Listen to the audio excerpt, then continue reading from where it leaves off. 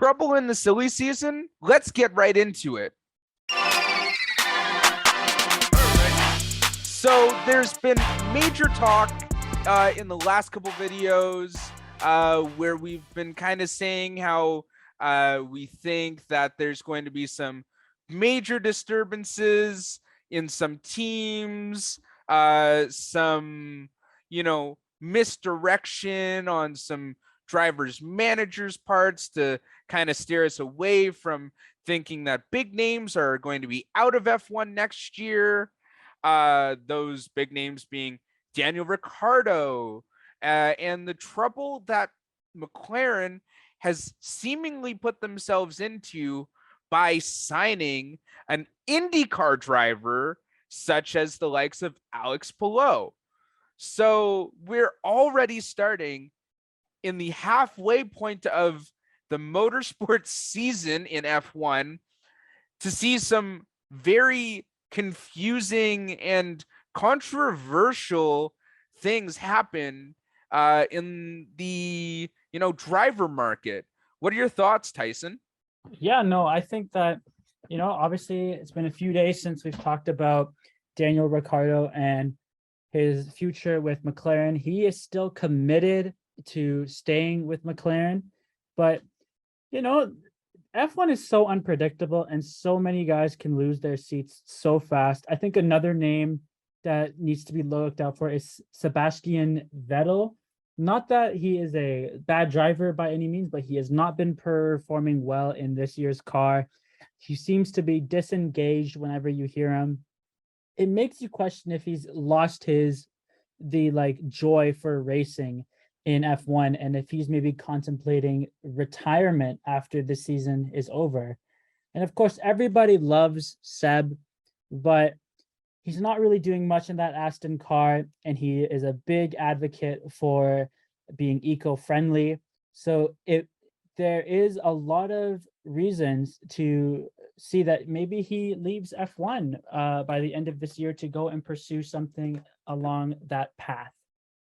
Well, you know what? I don't necessarily see Seb leaving F1 fully. I could possibly see him moving into a team manager role, or even like a driver coach, for lack of a better term. And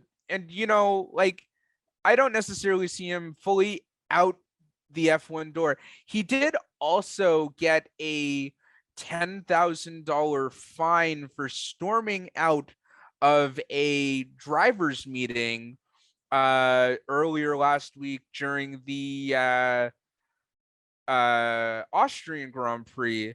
So, he might already be a foot out of the door, out of the sport, driving for that matter. So, there are big names like him. Also, Fernando Alonso's another one who could possibly look into a second retirement, and even names like Kimi Räikkönen even returning to F1 after seeing, how well these cars are performing.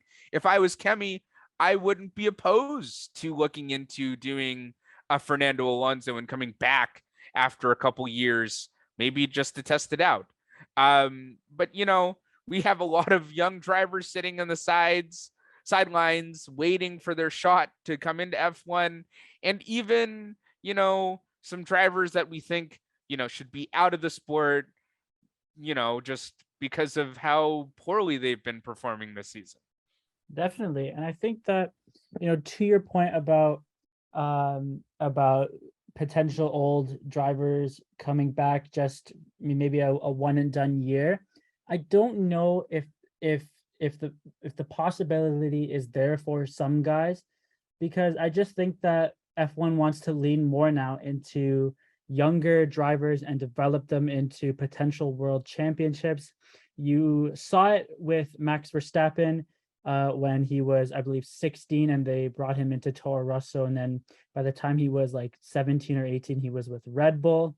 You look at Charles Leclerc, who is one of the youngest drivers that Ferrari has ever brought in. And then you also look at drivers like Yuki Tsunoda, Guan Yu Zhou. There's a lot of young talent, and there's even more just waiting out there. It's going to be really hard for for older drivers to make a case that they deserve a seat in F1 because again, it's so limited. Yeah, exactly.